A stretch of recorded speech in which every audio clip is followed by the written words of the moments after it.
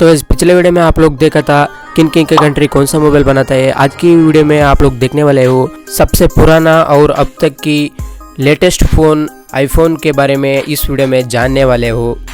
सबसे पहले आईफोन 2007, 8, 9, 10, 11 में 4S आया, 13 में 5S, 15 में 6S प्लस आया, 16 में 7 प्लस आया, 16 में 8 प्लस आया, 17 में 10R आया, आईफोन 11 2019 में आया, 20 में आईफोन SE आया, आईफोन 12 मिनी भी आया, आईफोन प्रो 12 प्रो मैक्स भी आया, 2021 में आईफोन 13 प्रो मैक्स, 2022 में आईफोन 14 प्रो मैक्स। अब तक की लॉन्च हुआ सभी आईफोन को आप लोग इस शॉट में दिख जाएगा आप लोगों को। कैसा लगा आपको वीडियो? अच्छा लगा तो लाइक करो। मिलते हैं अगले वीडियो में, तब तक के लिए बाय।